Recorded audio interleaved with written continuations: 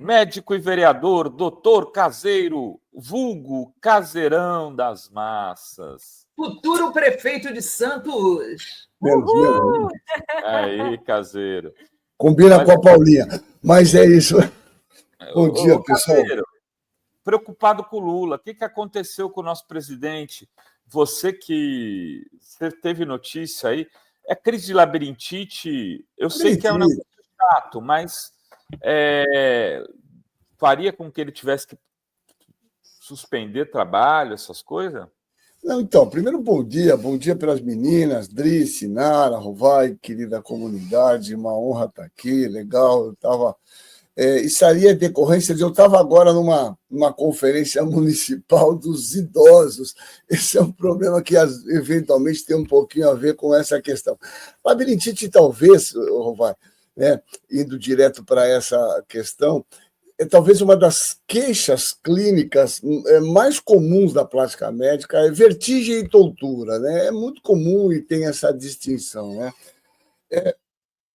Você tem um outro negócio que, aliás, que chama zumbido, que, aliás, estou preparando, que é uma outra queixa absolutamente comum. A Organização Mundial de Saúde, 15% da população mundial tem zumbido. Viu? Vamos fazer só uma coisa. Zumbido é uma queixa do nosso amigo aqui, senhor Renato Rovai, que tal? Porque o primeiro caminho para o zumbido é parar de fumar, parar de beber e parar de tomar café. Então, eu creio que ele vai continuar com o zumbido por um período maior de tempo. Voltando aqui ao presidente Lula, a primeira coisa a fazer, viu, Rovai, é essa higiene, essas três coisas que são importantes no zumbido. Mas depois nós conversamos. Em relação ao sintoma de vertigem, a vertigem, 80% das vezes, é vertigem periférica, né? O que a gente chama de vertigem paroxística posicional, síndrome de Meniere, ou pós-infecciosa. É muito comum, pós um quadro gripal, viral, você fazer uma labirintite. Só para as pessoas que estão nos ouvindo entender, né?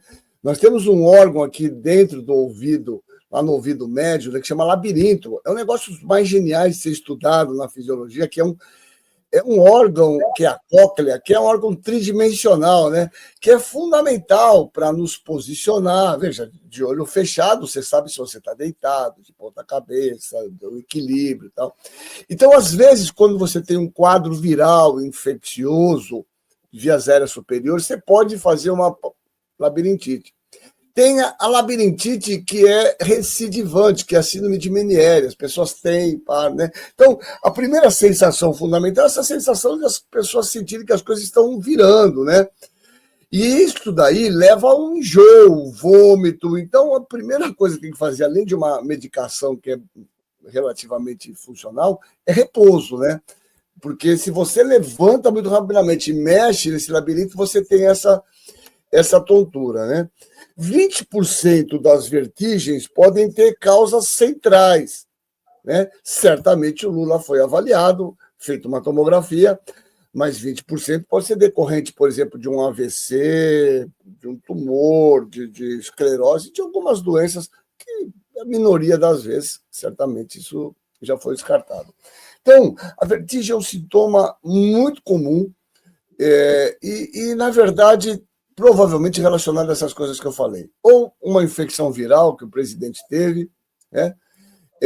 Ou a própria labirintite paroxística, que a gente chama, né? Que vem vez ou outra, o indivíduo toma um labirinto, vertigem e melhora. Não, primeiro, absolutamente nada a se preocupar, até porque o presidente foi amplamente investigado, porque passou por uma cirurgia do sistema nervoso central, então pensar em processos tumorais, de forma nenhuma, né?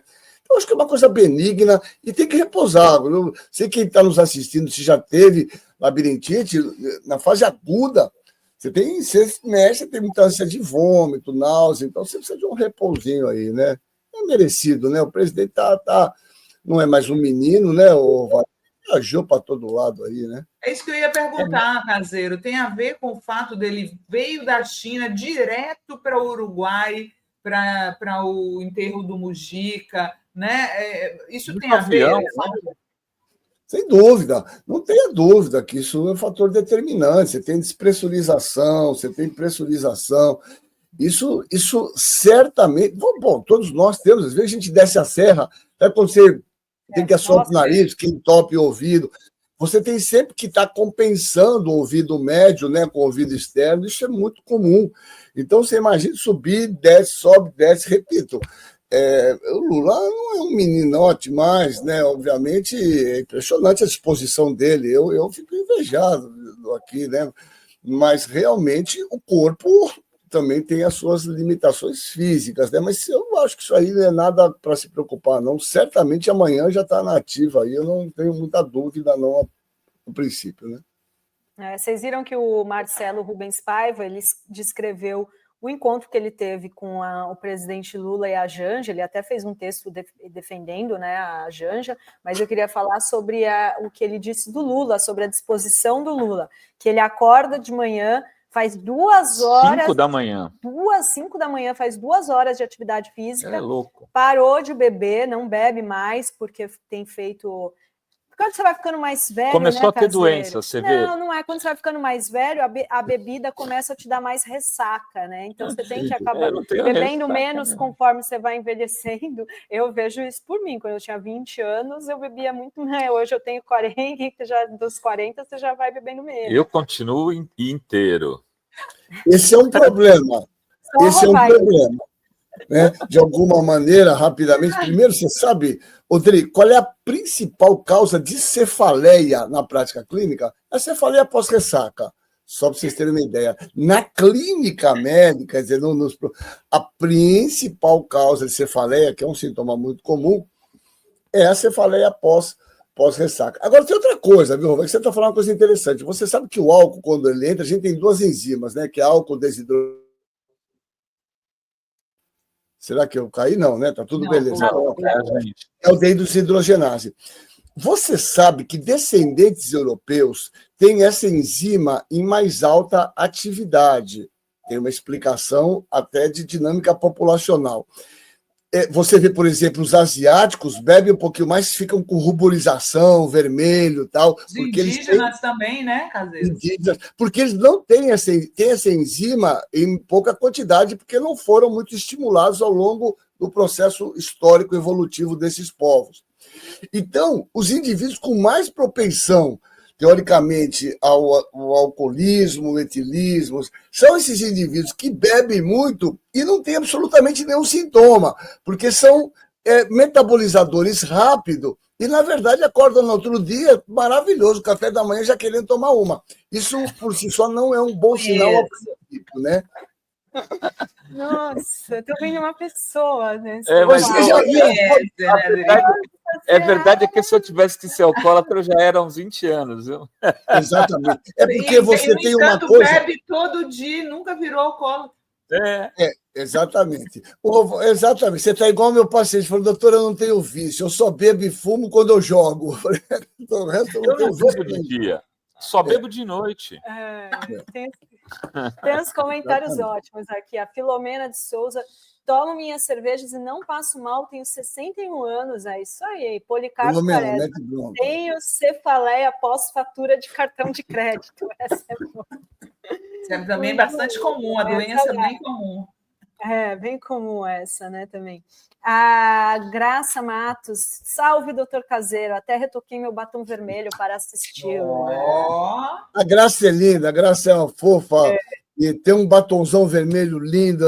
Um beijo em você, viu, Graça? Você e no Marcelo, meus 2 grandes queridos amigos aqui de Santos. Um beijo. E o Policarpo Quaresma diz: doutor, como o gado não fica diabético com tanta groselha? Essa é uma pergunta que nós temos que nos fazer aqui, né? Porque o que não está faltando é groselha. Aliás, o que eles só sabem fazer, né? Em todos os lugares, lá, aqui na Câmara Municipal. Agora, Caseiro, já que a gente está falando de cachaçada, alcoolismo e tal, eu estava conversando outro dia com a minha dentista, é uma pergunta que acho que deve interessar muita gente. Às vezes, eu tenho um pouco de insônia. Não é que eu tenho insônia, eu durmo e acordo 5, 4 horas depois, como se já tivesse dormido o suficiente, e aí durmo de novo depois de 1 hora. Um remedinho para dormir ajuda? É bom? Como é que funciona? baixar a ansiedade, pessoas muito ansiosas acabam tomando uma para relaxar, não é isso? Não, isso é fundamental. Você está falando uma coisa. O sono, pessoal, é fundamental. Ninguém deve, assim, em exceções absurdas, 4 horas de sono não é o suficiente. As pessoas têm que ter uma quantidade mínima de sono. Esse sono entrecortado não é legal, porque às vezes você fica sonolento de dia, você perde produtividade. Isso é matemático, pessoal. Eu tenho, né, 62 anos e, dei plantão muito tempo da minha vida, até gente ainda dou, mas assim, eu dava plantão, saía de lá, estava bom. Hoje eu já sinto isso, principalmente, quer dizer, vai mudando a sua fisiologia. O melhor remédio, né? Esses remédios para insônia, esses ansiolíticos, corram disso, né? Esse negócio de alprazolam, diazepam, né? Que é o clonazepam, que é o Rivotril. Esses remédios são proscritos, né? São indutores de sono em situações muito específicas. Tem trabalho mostrando que o uso crônico desse remédio se associa à demência, né? Uma outra moda que felizmente agora virou receita azul foi o uso do Zolpidem. É uma epidemia do uso do Zolpidem, que é o indutor de sono. Corram disso, né? Não deve. A gente tem que começar fazendo uma higiene do sono, isso é importante. Por exemplo, não beber colas na noite, cafeína no final da noite, bebida alcoólica, não comer muito tarde. Essas coisas atrapalham o sono. Mas um remédio que é revolucionário para sono, esse remédio, pessoal, já vende nas farmácias aí com receita azul. É a famosa cannabis, né? O CBD, ele é revolucionário. Isso já vende, as gotinhas, né, diferentes concentrações, já vende aí, empresas que, né, a gente com uma receita azul, você compra em qualquer farmácia aí, Raia, São Paulo e tal, e é revolucionário, Rovai. Realmente você põe lá 5 gotinhas e você dorme muito bem. Agora, para quem esses remédios são caros, então você pode eventualmente usar aquele alternativo que nós conhecemos, que também tem uma ação bastante interessante. E eu estava vendo também que o nosso corpo produz a melatonina, né, que é o hormônio do sono naturalmente. E aí que quando chega à noite, o ideal é desligar a televisão, abaixar as luzes, não deixar aquelas montes de luz melatonina, branca. Põe um abajur, começa a baixar né, Caseiro, dá uma acalmada. Coisas que te deixam elétrico, você está colocando, você sabe que a gente tem uma glândula chama pineal. Pineal é uma glândula que nós temos aí, que é um resquício aí meio, mas o pineal é onde o grande Descartes, René Descartes, achava que era o local onde existia a união da alma com o cérebro, né? Faziam essa distinção alma e físico, né? E ele achava que a pineal era essa glândula que interligava essas duas coisas. Bem, só interessante. Mas a glândula pineal, ela é sensível à luz. Então, uma coisa fundamental é que a melanina é secretada na escuridão. Então, é fundamental um ambiente escuro, justamente, para você ter secreção de melanina. Agora, você contou outra coisa fundamental. Uma das piores coisas que existem, pessoal, é a questão de uso disso, celular, estímulo visual. Isso leva à demência.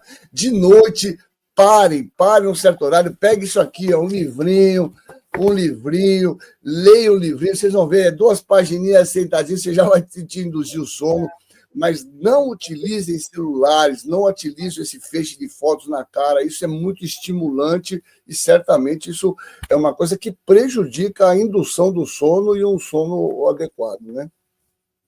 Queria perguntar para o Caseiro sobre essa onda que está rolando aí. Um monte de amigos meus está com essa influenza. Está rolando um surto de influenza? Muito.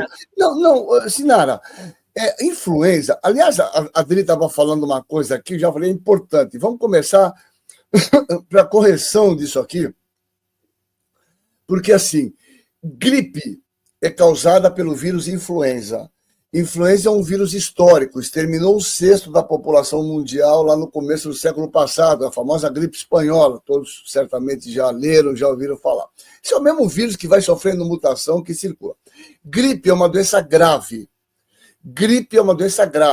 O que caracteriza a gripe? Sintomas claramente definidos.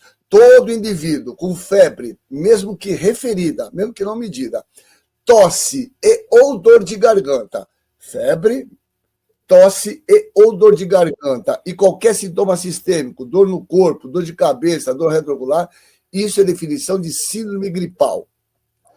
Presta atenção no que eu vou falar. Gripe é grave. Influenza em idosos, em gestantes, em crianças, mata.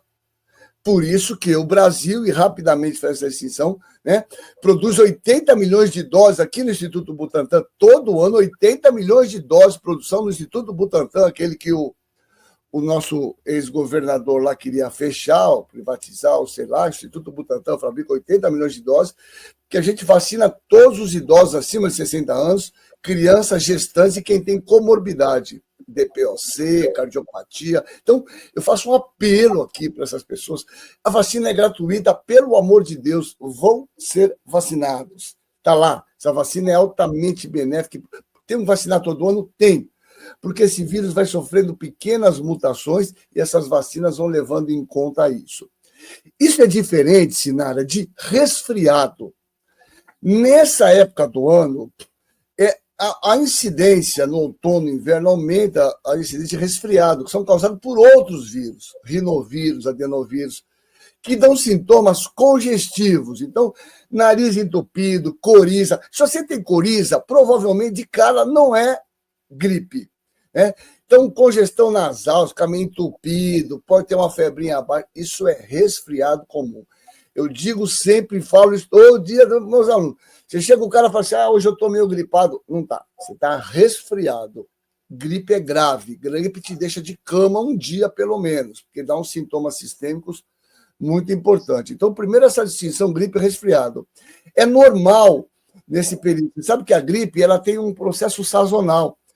No inverno, ela vai para o hemisfério norte, né? E aqui, quando começa a chegar o verão, acabar o inverno, ela vai embora e vai para o hemisfério norte, que é o inverno. No inverno, lá ela fica em alta incidência no hemisfério norte.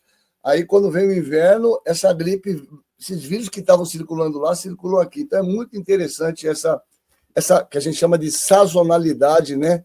Que é as doenças que têm a ver com as estações do ano, né? Então, eu acho que isso. Mas tem vacina muito eficaz e as pessoas devem se vacinar. Tomei ontem. Eu também, Pode tomar vacina enquanto estiver com gripe, com tosse, resfriado, né? Isso, maravilhosa. Pode, não, deve, não há contraindicação nenhuma de tomar. Se a vacina é uma vacina inativada, com fragmento viral, tem que tomar. Entendeu? Veja, se você tiver gripe com tosse, se você tiver com tosse, não teve febre, não tem nada, zero, tome a vacina. O que contraindica a vacina é febre elevada de 40 graus, o indivíduo que tem uns sintomas muito bem definidos de doença. Fora isso, não tem contraindicação e tem que tomar. Olha só, tem a Marília Gomes pergunta, doutor Caseiro, e a quetiapina? Não, Marília, a quetiapina é um remédio, veja, é um antipsicótico, atípico da família do aldol, do haloperidol. Veja, a quetiapina tem algumas indicações, algumas situações, mas muito restritas, né? Então, esse uso de quetiapina para tudo, veja, eu não sou psiquiatra, mas quetiapina é um antipsicótico, não é um remédio que a gente deve estar usando para essas situações usuais, não, né? Nem é, até onde eu sei, um remédio que é utilizado eventualmente para indivíduo com insônia. Então, eu particularmente não sei dessa indicação, mas acho que, a princípio, não tem a ver, porque é um remédio que a gente usa para indivíduos com esquizofrenia, né? Não tem muita essa indicação, né? E a última aqui, o Julinho, bromazepam, o conhecido Lexotan, também é ruim? Pô, Julinho, para com isso. Lá não, esse negócio não serve para nada. Isso aí induz vício, né? E precisa de receita azul para comprar, né? Esses remédios são altamente viciantes, né? Eu me lembro do meu pai, ele tomava lorazepam, que é o Lorax. Eu acho que é um dos mais que vicias, né? Então ele tinha desespero, precisava de 3 caixas, tinha aqui, esses caras vão atrás de receita azul. Esses ansiolíticos são altamente viciantes. Você fica dependente, você vai precisando de dose cada vez maior. Então, não precisem disso, pessoal. Façam atividade física, Evite Coca-Cola, essas bebidas com cola no final do dia, café, chá. Evitem celular, muita televisão à noite. Faça isso, chama higiene do sono. Isso é fundamental, né? Lê um livrinho, lê um jornalzinho antes de... É o que eu falo aqui na Câmara todo dia, o pessoal já está lendo. É preciso ler, preciso estudar. Aproveita esse horário à noite e dá uma lidinha, tal, que é muito bom, né? Muita gente perguntando aqui, Caseiro, se pode o livro eletrônico, tá? Pode o Kindle? Pode, eu uso o Kindle à noite antes de dormir, é ótimo, adoro o Kindle. O problema é de luz, é o feixe. Ideal é um livro físico, mas eu acho que isso está mudando. Mas vai ter que pôr uma luzinha também, né? Não, e também nesse Kindle, às vezes, você tem possibilidade de mexer na graduação da luminosidade, né? Eu acho que isso é importante, sim, né? É isso. É muito menos estímulo ali do que um feed de rede social, que é um monte de coisa ali aparecendo. Sem dúvida. Não, a leitura é sempre legal, né? Porque certamente é uma coisa fundamental. Isso é um hábito que eu tenho, todo devia ter. É uma leitura. Eu não consigo ler meia página, mas eu não consigo, para qualquer situação, deitar sem ler um pouquinho, sabe? É impressionante. E acho que fazer isso também, de diminuir a luz à noite, pôr um abajur, uma coisinha menor, menos aquela, né, luz branca. Exato, isso é fundamental, fundamental. Olha só, queria agradecer muitíssimo, doutor Caseiro. Deixa eu só falar mais uma coisa, Adri, peraí, rapidinho, que é importante, eu acho que aqui a gente tem que falar das coisas do governo, a gente fica falando desses caras aí que eu não aguento mais falar, mas essas coisas, vocês sabem que nós tivemos um aumento da incidência nesse período também de uma doença viral muito grave, que é muito grave para a criança, que chama bronquiolite. Bronquiolite dá uns quadros muito graves em crianças de 6 meses a 2 anos, um quadro pulmonar com falta de ar. E tem dado bronquiolite em pessoas mais idosas. E você sabe que o Brasil, né, incorporou no calendário vacinal, isso ninguém sabe. Inclusive, na casa outro dia, um médico lá, que não sabe dessas coisas. Desde fevereiro foi aprovado. A partir do segundo semestre, o Brasil adotou e comprou essa vacina do vírus sincicial respiratório, e ela será dada para gestantes, né, entre a 24ª e a 36ª semana, porque a gestante tomando durante a gestação, ela vai passar os anticorpos para o recém-nascido. Veja, isso é um governo sério, quer dizer, uma doença tão importante no mundo, e o governo comprou, incorporou essa vacina justamente para gestantes, para a gente não ter esse quadro de bronquiolite, que é muito grave em crianças. E quando você faz isso nas crianças, você diminui a circulação viral para os idosos também. Então é importante lembrar isso. Além de tudo, para crianças prematuras, já tinha incorporado uma droga chamada Basilumab, que é uma droga para bronquiolite. Então, esse é um governo sério, que se preocupa com as pessoas que compram, e a gente fala pouco dessas questões, né? A importância da incorporação dessas vacinas, que salvam vidas. Se vacinem, por favor. Esse o recado. Obrigado. Desculpa. Imagina, Caseiro, é bom você falar disso, porque retomaram o ataque contra as vacinas. Eu tenho visto muito na rede gente falando, olha, fulano, descobriram um estudo, não sei aonde. Outro dia estavam circulando um estudo de uma faculdade italiana, se não me engano. Os bolsonaristas, eu estou procurando aqui, os bolsonaristas passaram uma ideia de um livro americano, aliás, que está aqui, e é muito interessante, porque, deixa eu mostrar para ele, 2 segundos, e aí eu pedi para o meu filho, que está lá nos Estados Unidos, eu falei, filho, me compra esse livro aí, que é caro aqui, estava $400, respondo que, olha, passaram aqui, deixa eu mostrar, 2 segundos aqui, Pfizer Papers, é esse livro aqui, ó, The Pfizer Papers Study. É o estudo. Vê quem é o cara que faz a apresentação. Steve Bannon. Vê só um livro. Então eu recebi, vocês não receberam? E é da Naomi Wolf, que coisa feia, hein? Ela se tornou uma negacionista. Eu vou mandar para vocês. Isso aqui é em PDF. Meu filho mandou lá em PDF. Aí eu li, na câmera o cara falou lá, eu falei, estou mandando isso aqui, estou mandando para os vereadores, vocês vão estudar. E depois a gente vai discutir o livro, a quantidade de bobagem que tem nisso aqui, né? E, na verdade, é isso que os caras fazem. É um livro de 400 páginas. Eu comecei a ler até a página... É só bobagem. Mas, obviamente, esses caras não leem nem em português. Imagina um livro em inglês. Não, são analfabetos funcionais, de uma maneira geral, né? Então, na verdade... Mas fala, olha, tem um livro, tá vendo? Um livro falando que as vacinas... Mas uma verdadeira ignorância, né? Mas é isso, é o que eu falo sempre, repito, e eu sou chato. Me desculpe, meus alunos falam, minha filha... É preciso estudar, é preciso ler, para a gente tentar, pelo menos, falar menos bobagem, né? Desafortunadamente, é isso que nós não encontramos hoje em dia, né? Mas é isso, a gente continua lutando aqui. Nós ainda estamos aqui. Nas redes sociais, né? Agora que todo mundo pode falar o que quiser aí nas redes, tanto de bobagem, né? E a Eudelzo diz, doutor Caseiro, parabéns, dizem que o chá de erva doce é bom contra a influenza. Estão dizendo que é melatonina e não é melanina. Eu falei, eu corrigi na hora, é melatonina, o hormônio do sono. Melatonina. São os melanócitos, né, que produzem a melanina, que são células especializadas, mas aí, no caso, é a melatonina que é o hormônio. Mas é isso aí. Muito bem. Grande Caseirão, saudades do amigo e da Paulinha. Nós precisamos se ver, eu preciso conversar muito com vocês dois, mas essa semana eu estou mais tranquilo, foi tudo corrido aí para nós, né, rapaz? Mas vamos conversar sim, porque as pessoas, depois que as pessoas passam por Gonçalves, elas nunca mais são as mesmas. Aquilo é uma espécie de Passágada. Tem tudo. Passágada é outra civilização, é um negócio fabuloso. Vou voltar lá. Tem que conhecer isso aí.